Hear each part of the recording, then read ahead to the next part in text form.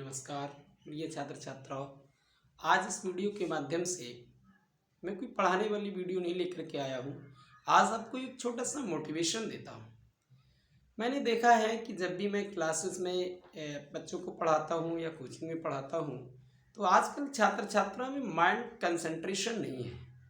जब भी उनको पढ़ाया जाता है तो मैं हुआ या अन्य कोई भी गुरुजन हुए, जब वो पढ़ाते हैं बोर्ड पर या वाइट बोर्ड या ब्लैक बोर्ड जो भी हो, अगर कॉलेज में पढ़ाते हैं तो ब्लैक बोर्ड हो या वाइट बोर्ड हो कहीं भी, तो पढ़ाते समय अध्यापक या हमारे जो गुरुजन हैं कुछ बोर्ड पर लिखते हैं, बच्चों का उन पर फोकस ही नहीं होता है। इसका कारण ये होता है कि वो फोकस ना करने के कारण आधे से ज़्यादा बच्चे भूल जाते हैं। क्लास में पढ़ाया जाता है और टीचर चिल्ला चिल्ला के पढ़ाता, जोर जोर से आवाज़ लगाता, लेकिन बच्चे उस पर ध्यान नहीं देते हैं। तो अगर आप ऐसा करते हैं, क्लास में बैठ करके आप पढ़ते हैं और आप ये सोच रहे हैं कि हमारे गुरुजन बेवकूफ़ हैं, हमारे गुरुजी हमारी हरकत को देख नहीं रहे हैं या हमारी बात पर ध्यान नहीं दे रहे हैं, तो आप अपनी ये सोच अपने दिमाग से निकाल दीजिए। गुरुजन कक्षा में सही बच्चों पर फोकस होता है और गुरुजन अच्छी तरह से जानते हैं कि कौन उनकी बात को सुन रहा है और कौन नहीं सुन रहा है। इसीलिए ये ज़रूरी है कि जब भी हम पढ़ें तो हम सबसे पहले अपने गुरुजनों की बातों को ध्यान से सुने। अगर हम सुनेंगे नहीं और बाद में उसका रिवीजन नहीं करेंगे, बच्चे सोचते हैं अरे ये तो हमें आता है, सरल सा टॉपिक है और गुरुजी ऐसे ही पढ़ा रहे हैं, इसको हम चलो बाद में कर लेंगे, और बच्चे सोचते हैं हम कापी मांग करके काम चला लेंगे, वो चलता रहेगा। तो ये ऐसे बच्चे जो कापी मांग करके काम चलाते हैं, दूसरे की कॉपी मांग ली, अपना होमवर्क पूरा कर लिया और सोचते हैं चलिए हमारा काम हो गया, अब हमें दूसरे से क्या मतलब है, हम अपना बस हम दिखा देंगे गुरुजी को, हमारा काम हो जाएगा। तो ऐसी सोच वाले बच्चे कभी भी आगे नहीं बढ़ पाते।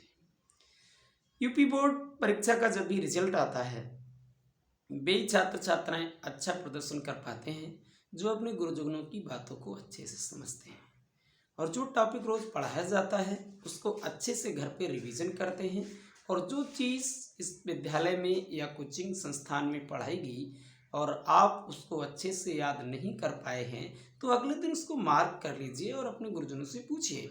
गुरुजन आपको फिर से समझाएंगे, उसको तैयार कीजिए। इस प्रकार से यानी जितना आपको पढ़ना है उतना रोज़ आपको हजम करना है। जैसे आप अच्छा खाना खाते हैं, ज़्यादा खा लिया और हजम नहीं कर पाए तो फिर क्या होता है, आप पेचिस का शिकार हो जाते हैं और आप पेट डाइजेशन गड़बड़ कर जाता है।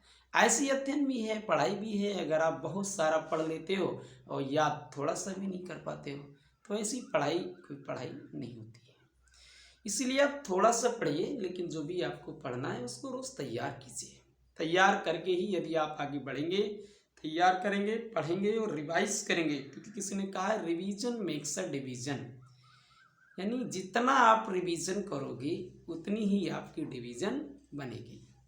लेकिन आज के छात्र छात्रा हैं वो रिवीजन पर फोकस नहीं कर रहे हैं, फोकस कर रहे हैं कावड़ लाने में, फोकस कर रहे हैं पूजा पाठ करने में। मंदिर में जाएंगे और कहेंगे भगवान जी हम 100 रुपये का प्रसाद चढ़ाएंगे, बस हमें 80% दे दे, 80% हमें मिल जाए।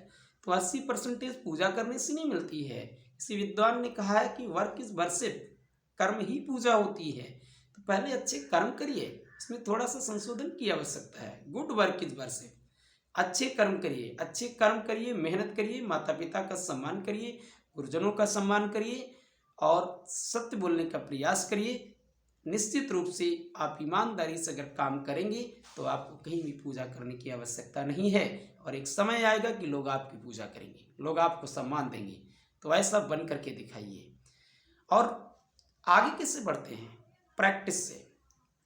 कोटेशन है इंग्लिश में, practice makes a man perfect, यानी अभ्यास ही एक व्यक्ति को पूर्ण बना देता है। यदि आप प्रैक्टिस करते हैं, यानी practice makes a man perfect, यदि आप प्रैक्टिस करते हैं तो प्रैक्टिस किसी व्यक्ति को पूर्ण बना देती है, लेकिन इसमें थोड़ा जागरूक रहने की आवश्यकता है। Practice makes a man perfect, it is right, but it depend upon you on which direction you are practicing. If you practice in a right direction, then you will become a right person.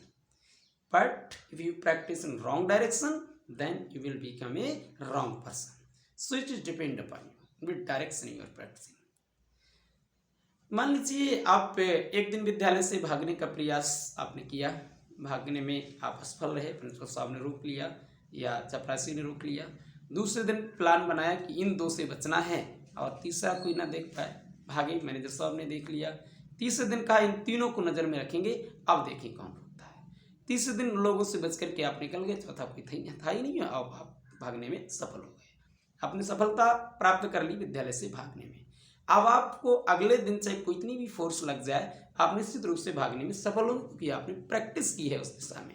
इसी प्रकार से यदि आप पढ़ाई में आगे की ओर practice करेंगे, निश्चित रूप से 1 दिन, 2 दिन, 3 दिन, 4 दिन आप पढ़ेंगे तो एक पढ़ने का प्रेम आपका हो जाएगा और इससे निश्चित रूप से आगे बढ़ेंगे।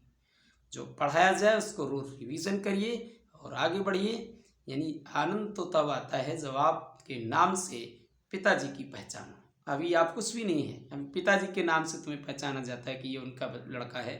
और एक ऐसा समय आए, आप अपनी मेहनत करिए कि पहचाना जाए कि ये उनके पिताजी हैं, तब आनंद आता है जीवन का। और संघर्ष करना तो जीवन का उद्देश्य ही है कि लाइफ मीन्स स्ट्रगल। या अगर आप मेहनत नहीं करेंगे तो आपको कुछ ही नहीं मिलेगा। तो मेहनत करिए और आगे की ओर बढ़ते रहिए। आज की वीडियो में बस इतना ही है। धन्यवाद।